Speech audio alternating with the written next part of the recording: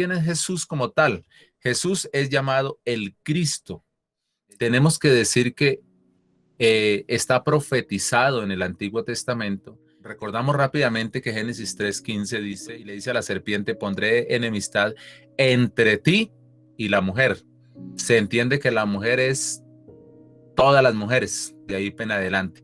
Pondré enemistad entre la serpiente, todas las serpientes de ahí en adelante, y la mujer, y entre tu simiente, note bien, dice tu simiente, entre tu simiente, es decir, toda tu generación, y la generación de ella. Dice, esta te herirá en la cabeza, un hijo de la mujer le heriría en la cabeza, y tú, serpiente, le herirás en el carcañal. Recuerde que la serpiente en ese momento está simbolizando a Satanás, que es el que, en resumen, ha hecho pecar al hombre. Entonces usted dice, bueno, ¿y qué tiene que ver eso? Porque es que tiene que ver porque Génesis 3:15 está hablando indirectamente, de forma implícita, de Jesús de Nazaret. Está diciendo que el hijo de la mujer, hijo de mujer, y esa mujer pues es María, ¿sí? El hijo de María, llamado Jesús, de la pequeña población de Nazaret, de Galilea, este Señor pisaría la cabeza a la serpiente, es decir, aplastaría a Satanás. ¿A dónde está el cumplimiento? En la cruz del Calvario. Entonces es una profecía. Por eso arrancamos desde allá, desde la profecía.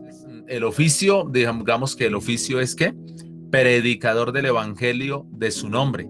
Así está en Marcos capítulo 1, 14, 16. Después de que Juan fue encarcelado, vino Jesús del otro lado del Jordán predicando el evangelio del reino y diciéndoles, arrepentíos y creed en el evangelio porque el reino de los cielos se ha acercado a vosotros. Así es de que arrepentíos, crean en el evangelio. Los estudios, se dijo que estudios académicos son de totalmente desconocidos. No podemos decir que Jesús nunca estudió porque la Biblia pues no registra ni lo uno ni lo otro. Se cree que allí habían las escuelas rabínicas, ya para ese tiempo estaban las escuelas rabínicas. Recuerde que en la antigüedad, como Abraham, Isaac, Jacob, todos ellos, estaban las escuelas de oratoria. Se me fue la palabra en este momento, pero es las que va como el voz a voz, ¿no? Los padres sentaban a los hijos en la casa y les enseñaban todas las cosas, aprendían la ley de memoria, ellos le recitaban, oye Israel, Jehová nuestro Dios, Jehová uno es. Pero ya para la época de Jesús estaban las escuelas, la gente aprendía a leer, aprendía a escribir el hebreo koiné, la lengua de su tiempo, el hebreo antiguo. Entonces, por eso digo, estudios académicos, que Jesús haya ido a la escuela, que Jesús haya ido a algún centro, claustro académico, no dice la Biblia que sí, no dice que no. Tocaría mirarlo más por la cultura de su momento que por otra cosa, pero no nos vamos a quedar allá tanto. Pero aunque no registra estudios académicos conocidos, las multitudes lo reconocieron como el Señor, oiga, el Señor Jesús. Es decir, un poseedor de gran sabiduría, un gran rabí o rabino por excelencia, es decir, un maestro, alguien que tiene autoridad. Y dijeron los fariseos, ¿de dónde tiene este tanta autoridad? Dijeron los escribas, ¿de dónde ha sacado este tanta autoridad? ¿Sí? El público favorito de Jesús, vamos a ver el público favorito, entonces son los niños, los necesitados, los enfermos, las mujeres discriminadas. Si han habido gente discriminada o mujeres discriminadas en algún tiempo, fue en los tiempos de Jesús. Los ancianos, los pobres, los humildes y toda persona que quisiera recibir la palabra, los ricos también, los generales. Él no escatimó a nadie sacó corriendo, a nadie le dijo para usted no. En su momento, quizás a los gentiles un poco, porque dijo, he venido primero a la casa de Israel, es decir, he venido primero a todos los de Israel, pero sin embargo, aquellos que llegaron pidiendo misericordia, clamando, dijo, hágase conforme a tu voluntad. Pero ¿quién es Jesús? ¿Qué más podemos decir de Jesús? Decimos, según las memorias que ustedes tienen ahí en su mano, ya dijimos que fue profetizado en Génesis 3:15, fue profetizado también muy específicamente por el profeta Isaías, que ocupó sus escritos, o Dios a través de Isaías dio la luz más grande para que se dejara escrito. Recuerde que Isaías está entre el año 650 y el 750 antes de Cristo. Es decir, póngale un promedio de 700 años antes de nacer Jesús, se escribió el libro del profeta Isaías. ¿Qué dijo Isaías? Él dice en el capítulo 7, versículo 14, dice, por tanto el Señor mismo dará señal, una virgen concebirá y dará a luz un hijo y llamará su nombre Emanuel. Luego también en Isaías 9:6 recuerda, dice, vea, les van a hacer un niño, les van a hacer un niño y ese va a ser dado como un hijo. Y el principado estará siempre sobre su hombro y se va a llamar su nombre admirable, consejero, Dios con mayúscula, Dios fuerte, Padre eterno con mayúscula, Padre eterno y príncipe de paz con mayúscula. Esos serían los grandes títulos, 5 títulos grandes de lo que sería ese niño. Más o menos lo que Jesús sería, ¿sí? Él iba a nacer como todos los niños del vientre de una madre, sería admirado por muchos, sería perseguido también por otros como Herodes el Grande, también sería un maestro, sería un consejero, sería el Dios fuerte, el Padre eterno y el príncipe de paz. Que se estaba desenvolviendo dentro de la época, puede ser el gobierno de la época, puede ser algo importante que hubiera dentro de su época, el oficio de ese personaje, los estudios que tiene el personaje, al lado de quién estaba ese personaje, a quién se dirigió el personaje como su público favorito, para que lo tengamos como en cuenta cuando vayamos a presentar un personaje. Podemos decir desde ahí, desde su niñez, lo único que podemos ver allá a los 12 años que estaba en medio de los doctores del templo leyendo a los profetas y los principales sacerdotes de las sinagogas o los principales gobernadores de las sinagogas se maravillaban de que ese niño tuviera tanta sabiduría, tanto conocimiento acerca de las escrituras. De ahí pega un salto a los 30 años, entonces él comienza a enseñar, comienza a predicar allí a los 30 años de edad, ¿cierto? No nos dé temor decir que Jesús es el Hijo de Dios, porque ¿qué más podemos decir si eso dice la Biblia? Jesús es Hijo de Dios y tenemos que mirar a Jesús como el Hijo de Dios.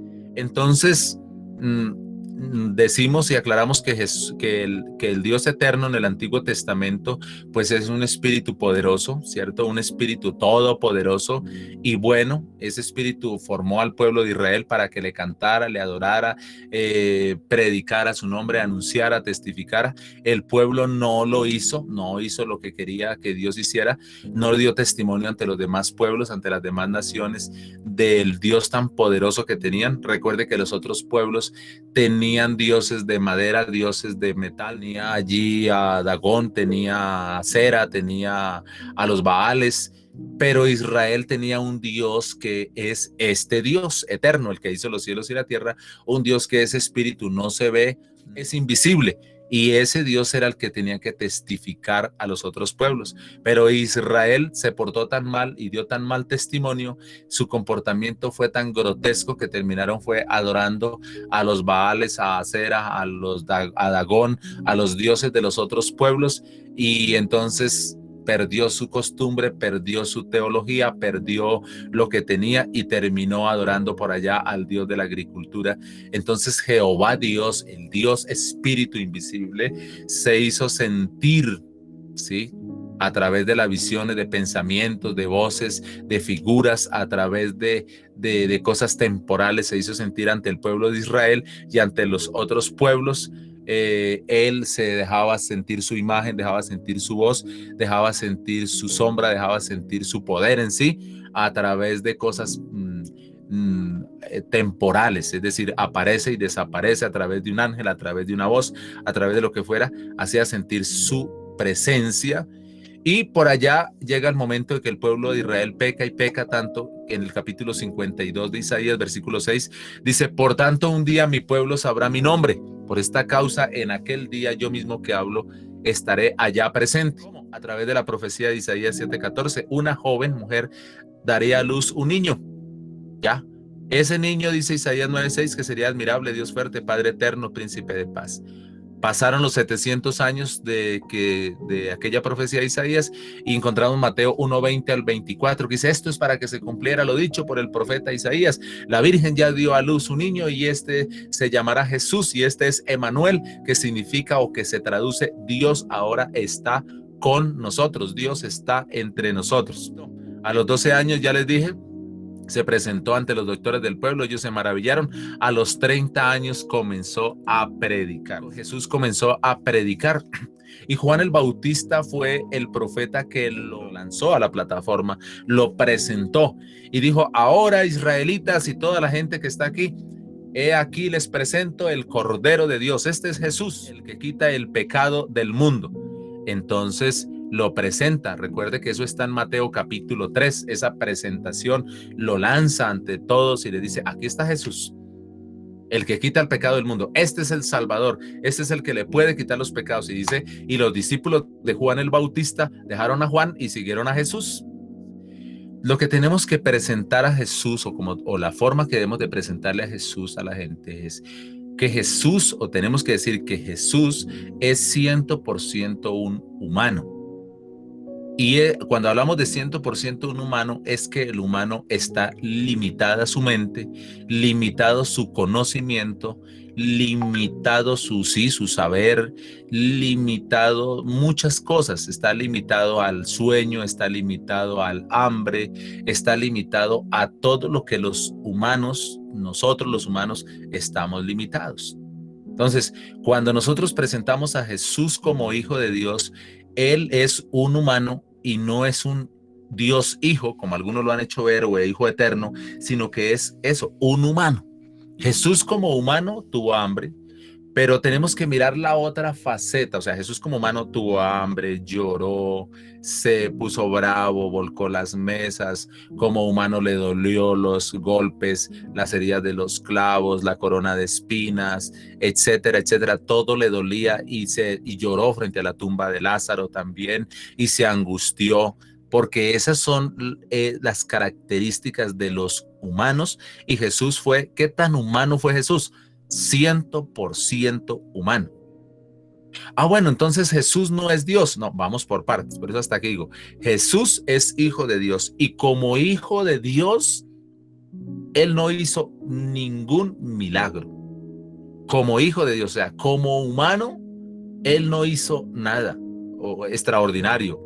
Como humano no resucitó a nadie, como humano no curó a nadie, como humano, o sea, como humano puso sus manos para orar, como humano pues puso su voz, su palabra, pero hablo del poder, de la autoridad. Como humano estaba limitado, igual que Pedro, igual que Juan, igual que todos. Puso solamente su fe, su voluntad, porque Jesús tenía voluntad. Usted mira que dice, él mismo dice que no se haga mi voluntad, sino la voluntad de mi Padre. Entonces lo que tenemos que enseñarle a la gente es, ¿quién es Jesús? Jesús es humano 100%. Jesús nació en Belén. Hable de Jesús del pesebre para acá. El humano, el que hablaba con la gente, el que le daba la mano a la gente, el que levantaba al paralítico, el que dialogaba con las personas. No puedes hablar sino del pesebre para acá. Hablando de ese Jesús humano como tal, ya dijimos que no hizo ningún milagro, humanamente no hacía ningún milagro. Él lo dice. ¿Y de dónde saca eso, pastor? Recuerde cuando Jesús le dijo a los discípulos: las cosas que hago no las hago por mi propia cuenta, sino que el Padre que está en mí, Él hace las obras. ¿Quién hace las obras? ¿Jesús el humano? No, el Padre que está ¿dónde? En Él, es decir, el Espíritu eterno. Entonces nosotros decimos que en el Antiguo Testamento Dios es espíritu y se manifiesta únicamente como espíritu, está como espíritu, o sea, digo, se manifiesta en el sentido general, en el marco general, porque usted me va a decir ahorita, no, pero se manifestó desde la nube, desde la zarza, desde la voz, desde el ángel, desde el varón, claro, esas son manifestaciones temporales que ya las enseñamos aquí, pero en su marco general es espíritu. En su generalidad es espíritu, y ese espíritu ahora se manifiesta en humanidad, pero no coge la humanidad y la titeretea, la vuelve como una marioneta, sino de que deja que la humanidad, Jesús el Hijo de Dios, Jesús el humano, haga toda su función normal, sea un niño. Dios, mire, Dios se hubiera podido aparecer como un hombre, punto, apareció Dios. De pronto apareció, como apareció Melquisedec allá con Abraham, punto. ¿De dónde salió? No sabe, él es Dios y hace lo que quiere. Pero Jesús dijo que un niño iba a nacer Ese niño iba a saber desechar lo bueno de lo malo. Mire lo que dice Isaías 7:14, 7:15. Este niño sabrá desechar lo bueno de lo malo hasta que él coma mantequilla y miel. Comienza a ver toda la humanidad. Él dice que el niño comenzaría a desechar, comenzaría a escudriñar, comenzaría a tomar ciertas cosas. Y el niño crecía en sabiduría, en estatura y en ciencia, en gracia para con Dios. Entonces, desde esa parte humana tenemos que presentar a Jesús como el Hijo de Dios, porque eso es lo que dice la Biblia. En la que Dios no puede morir nada. Su manifestación en carne, a no ser que digamos eso, lo que Dios tomó, la humanidad, murió. Entonces, ¿quién murió en la cruz del Calvario? Murió el Hijo de Dios. Dios no murió en la cruz del Calvario.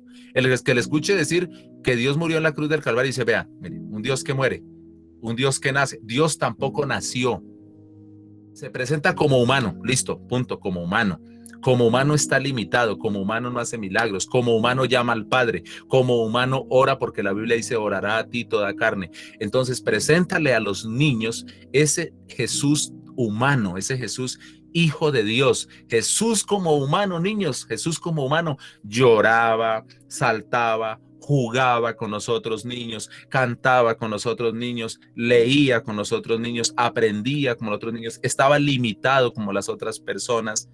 Pero cuando Dios actuaba a través de él, él dice, las obras que yo hago no las hago por mi propia cuenta, sino que el Padre que habita en mí, el Padre que vive en mí, el Padre que mora en mí, Él es el que hace las obras. La parte humana, cuando Jesús está en ese ministerio como humano, Él consigue tres amigos, tres jóvenes, que es Juan, Andrés y Pedro, luego completa el grupo de 12 y luego el de 72 y luego las multitudes.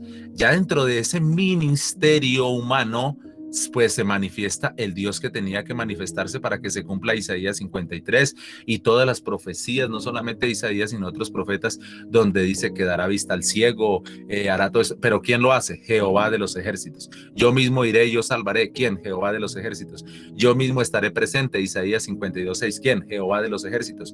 Jehová, Yahweh, Adonai, Elohim, como le quieras llamar según la versión bíblica que leas, pero lo hace a través de la humanidad. Primera de Timoteo 3:16, Dios a través de humanidad. Indiscutiblemente grande el misterio de la piedad, Dios a través de la humanidad. Jesús, que ahora comenzó el ministerio, ahora se descubrió que Dios está en él. ¿Desde cuándo Jesús es Dios? Para nosotros Jesús es Dios desde que fue engendrado. Ya, Él es Dios desde ahí. Es humano 100%, un niño en el vientre de María, pero es Dios a la vez. Entonces, de que Jesús sea Dios desde que está en el vientre de María, no quiere decir de que Dios nazca. Jesús contenga al Dios eterno y eso haga que Jesús sea todo Dios y Jesús muere en la cruz del Calvario, no quiere decir que Dios muera, porque sí, Jesús es Dios, pero murió solamente la humanidad.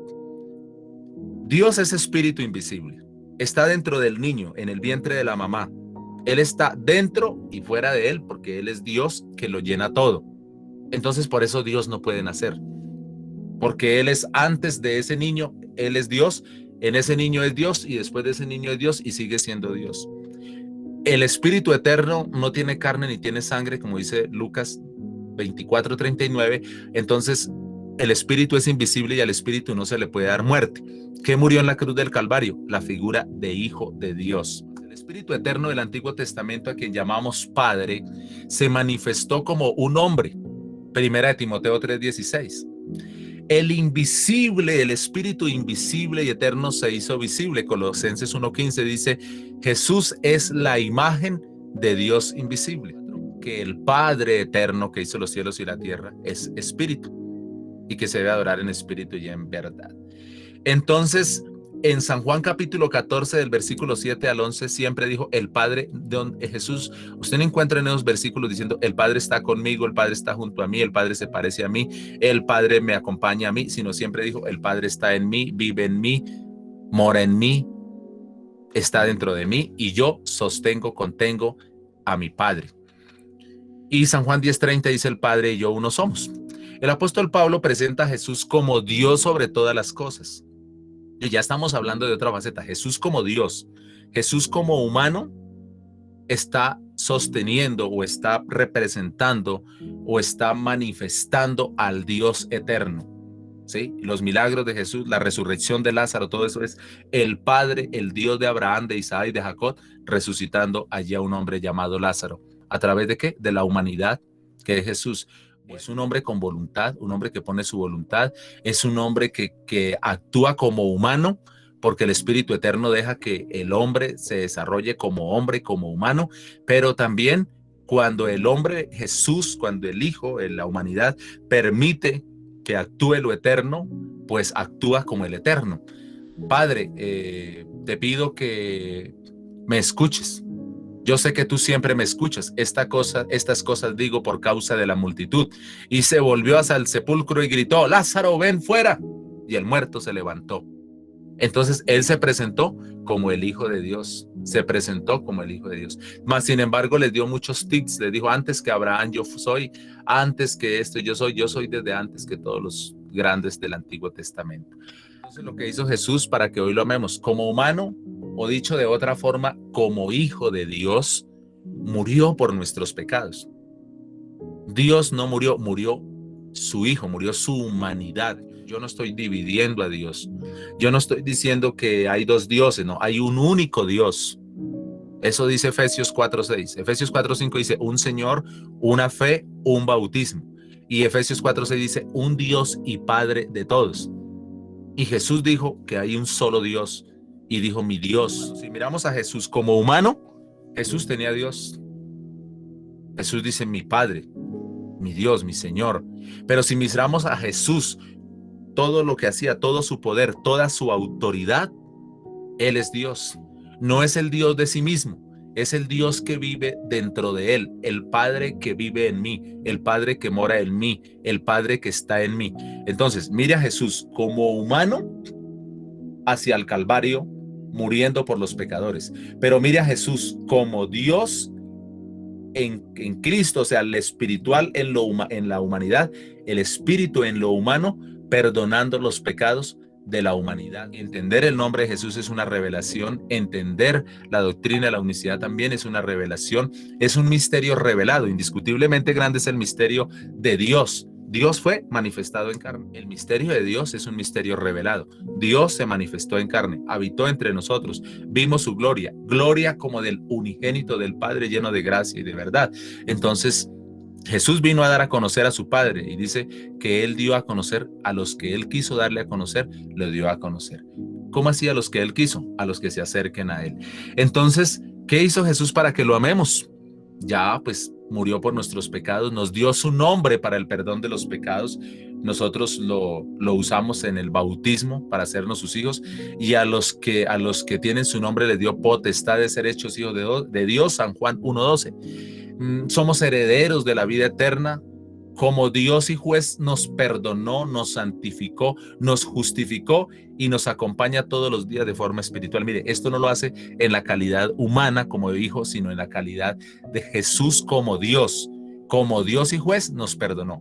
Como hombre pagó por nuestros pecados, pero como juez perdonó, santificó, justificó y nos acompaña todos los días. ¿Por qué debemos amarle a Él? Porque Él nos amó primero. Y Jesús no se guardó nada para sí, sino lo entregó todo por amor de nuestras almas, por el perdón de nuestros pecados. Porque Él es el único camino para llegar a ser salvos. San Juan 14:6, Él dice, yo soy el camino, la verdad y la vida, y nadie viene al Padre sino por mí.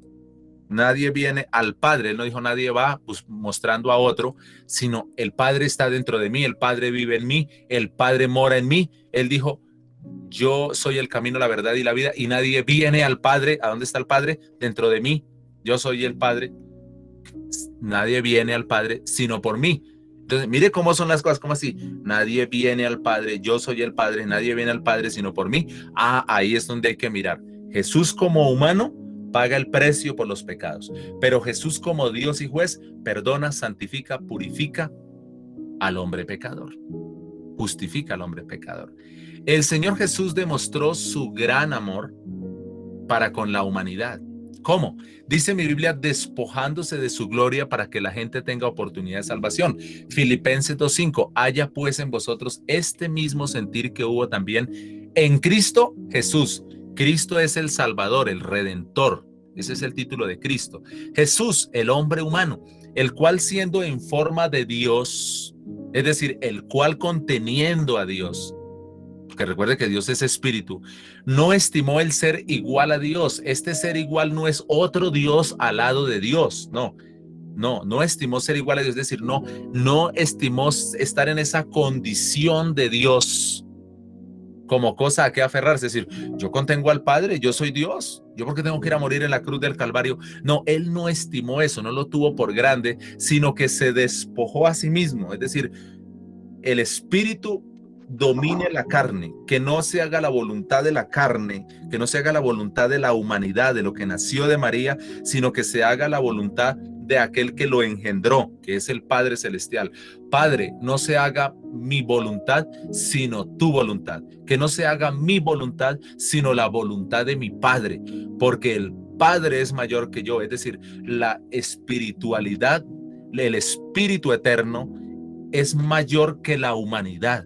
Con la humanidad le abofetearon, le escupieron, le insultaron, le arrancaron su carne, pero al espíritu, ¿qué le pueden hacer? Nada. El espíritu es mayor, el espíritu le levantó de los muertos.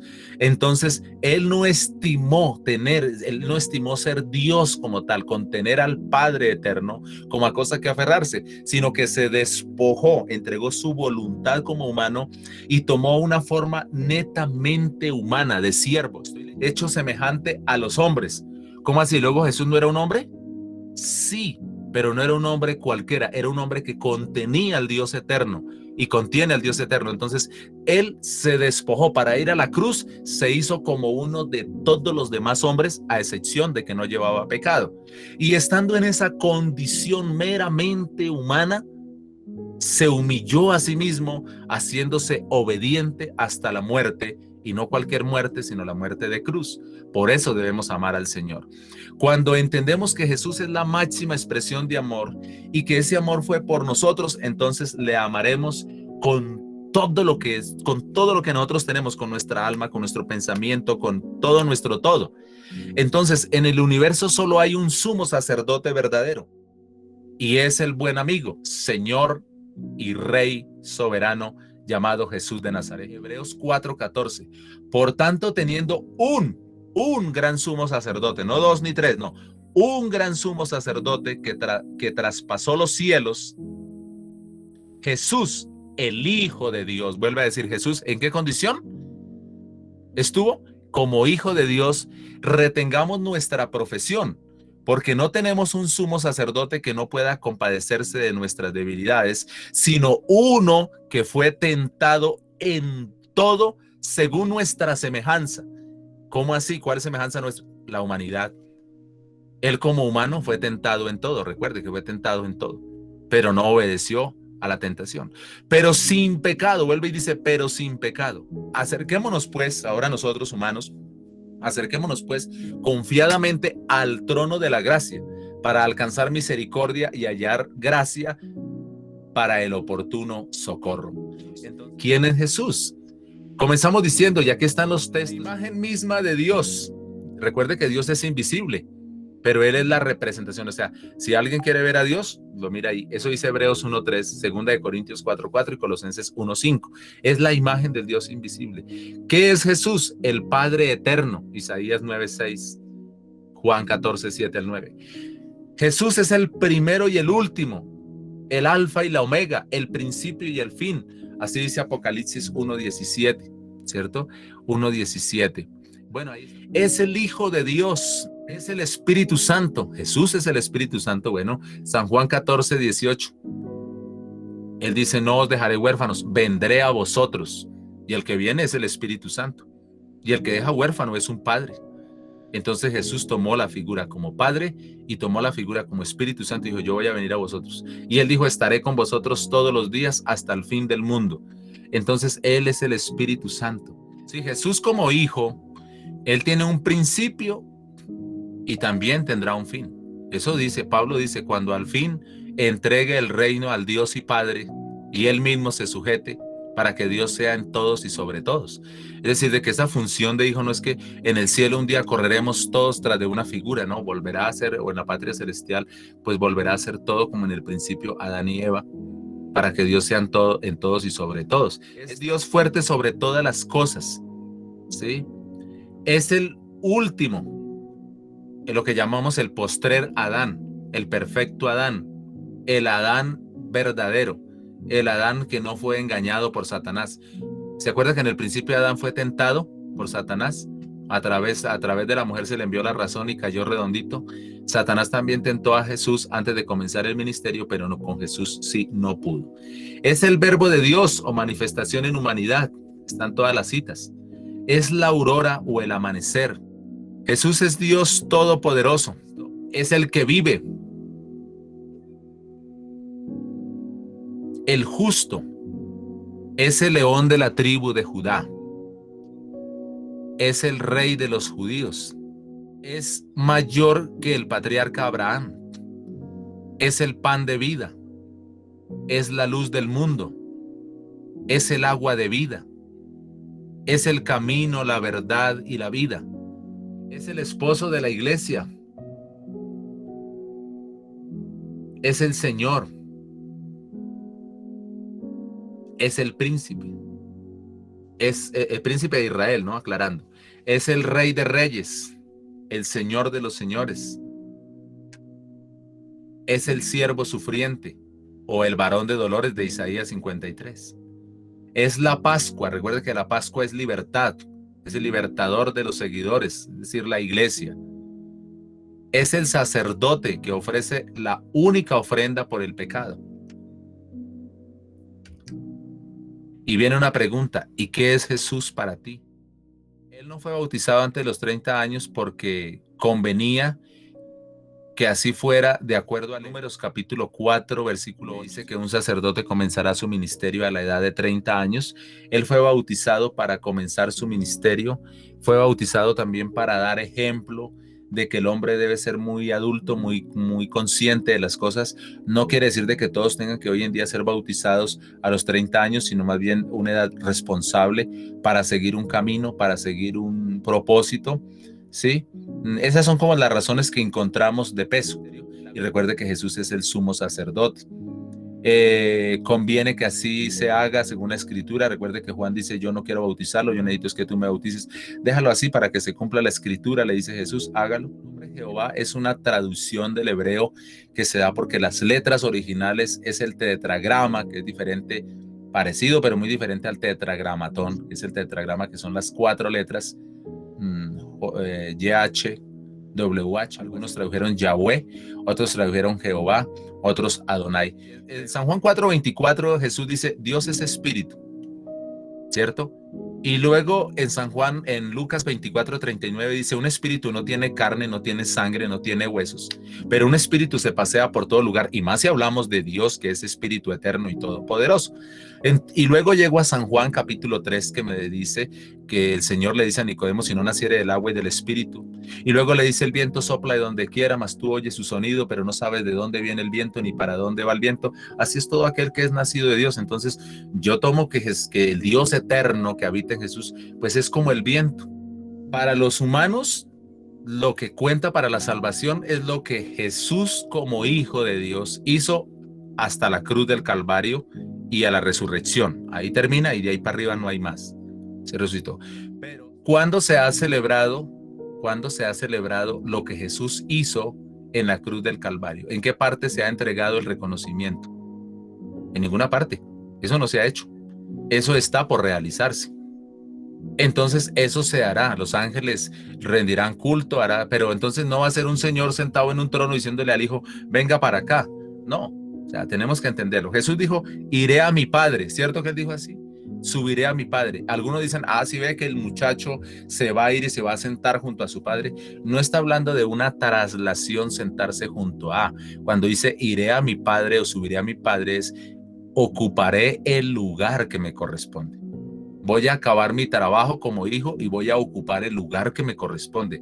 Iré a mi Padre, es decir, voy hacia lo espiritual, voy a ocupar el lugar espiritual que de verdad me corresponde. Me voy a sentar, igual, Dios siempre ha tenido un trono, desde antes de nacer Jesús ha tenido un trono como espíritu, ha tenido un trono. ¿A dónde? No me van a preguntar a dónde porque yo no sé dónde será, pero tiene que ser en algún lugar dentro del cosmos, del universo, habrá un lugar y ese es el lugar que dice, iré a mi Padre, voy a ocupar el lugar que me corresponde. Un niño nos es nacido, hijo nos es dado, el principado sobre su hombro y se llamará su nombre admirable, consejero, Dios fuerte, el Padre eterno y el príncipe de paz. Porque habla de un cordero que va hasta el que está sentado en medio del trono y el que está sentado en medio del trono le alcanza un libro y el cordero toma el libro y lo abre y entonces dicen, ve, ahí está el Padre entregándole el libro y ahí está el Hijo recibiendo el libro de la mano del Padre, Apocalipsis capítulo 5. ¿Cómo es el cordero? Apocalipsis 5. Entonces dice, sí, ve, ahí está el Padre y está el Hijo, vea. El Padre está sentado en el trono, tiene el libro y Juan ve que los ancianos y todo el mundo llora. ¿Y por qué lloran? Porque nadie ha sido digno ni en el cielo ni en la tierra de desatar los sellos del libro ni aún mirarlo. Y de pronto ahí viene una voz que dice, tranquilo Juan, no llores. Hay uno que ha vencido de la tribu de Judá, uno que sí es digno de desatar los sellos del libro. Y entonces vi yo, Juan, que se vino un cordero que tenía 7 ojos, 7 cuernos, y viene y toma de la mano del que está en medio del trono, toma el libro. Entonces dice, hombre, pero ¿qué más prueba quieren tener ustedes de que el Padre es una persona que está en el trono y el Hijo otra persona que va y recibe el libro? Resulta, señores, que Jesús no tiene 7 cuernos.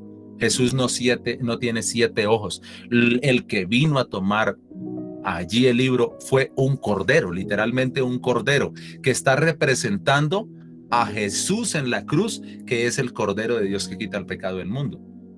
Pero Juan vio un cordero que está representando al verdadero cordero.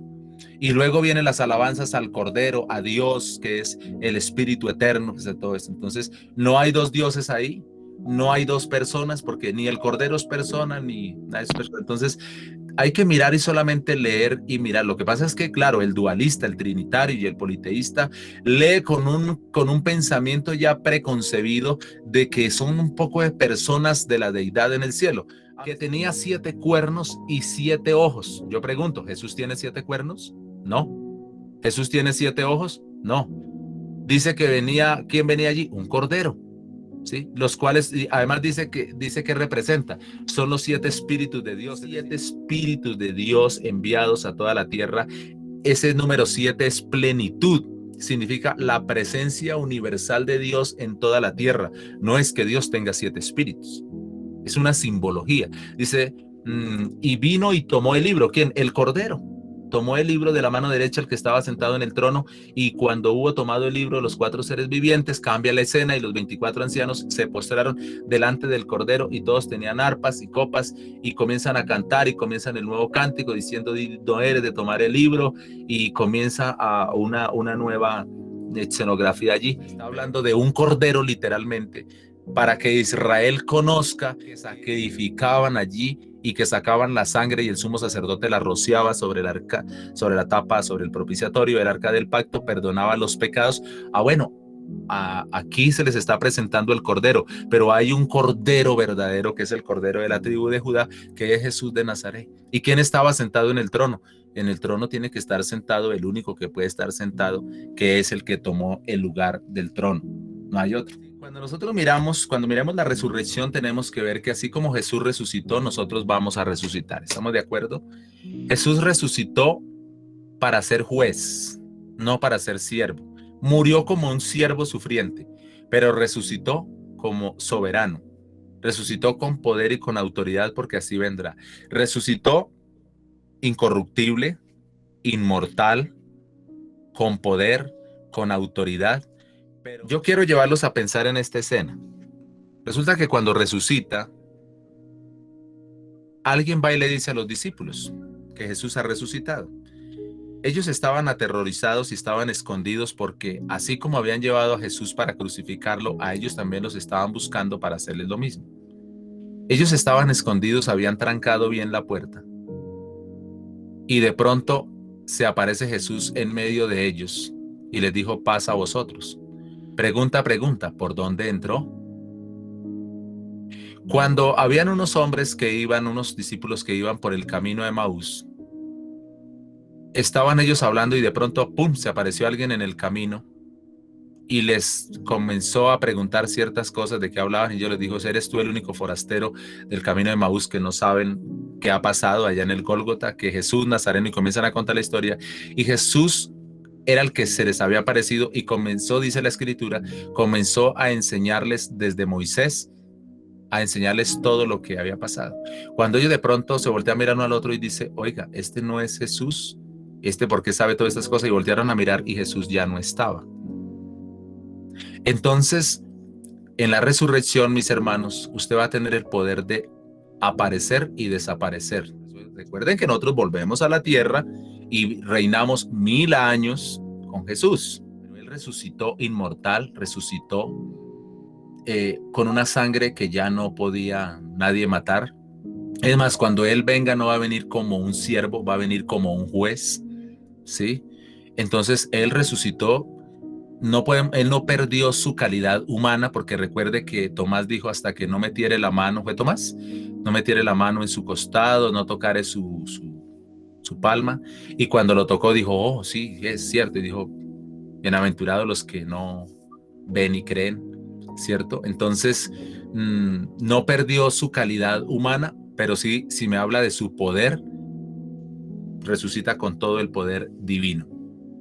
Para que sepáis que el Hijo del Hombre tiene potestad en la tierra para perdonar pecados, dijo al paralítico: a ti te digo, levántate, toma tu lecho y vete a casa. Pero esa potestad, esa autoridad vuelve a lo que dice Juan 14, esa es el Padre que está en él actuando a través de él. O sea, Jesús humanamente podía decidir cuándo actuaba como Dios y cuándo actuaba como hombre.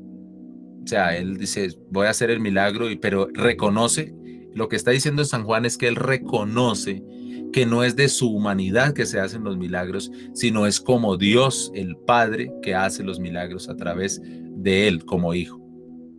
Por eso algunos llaman dos naturalezas en una, que no está hombre con minúscula, sino hijo de hombre es como una autoridad, o sea, como el más supremo de todos, o sea, refiriéndose como a Dios mismo, porque dice hijo de hombre, o sea, como en la tierra estaban enseñados que había un hombre que era el poderoso.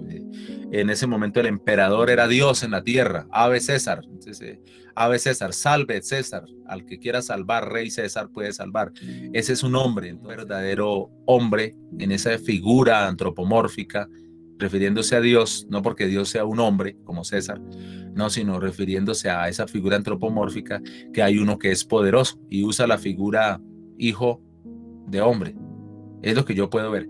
Le dijo: Señor, si tú lo has llevado, dime dónde estás puesto, dónde lo llevaré. Jesús dijo: María. Volviéndose a ella, le dijo: Raboni, ¿qué quiere decir maestro? Jesús le dijo: no me toques, porque aún no he subido a mi Padre. Es decir, no he subido, vuelvo al tema, no he ocupado el lugar que me pertenece, mas ve a mis hermanos y diles: subo a mi Padre y a vuestro Padre, a mi Dios y a vuestro Dios.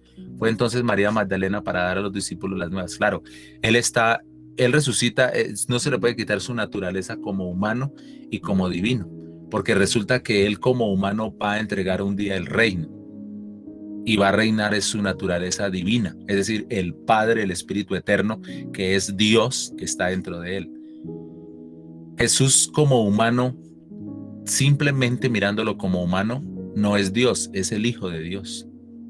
Como murió como hijo de Dios, resucita como hijo de Dios, pero a la vez sigue teniendo el poder de ser Dios, porque el Espíritu Eterno también está dentro de él. O sea, el Espíritu Eterno lo resucita, y en el cielo pues será su glorificación.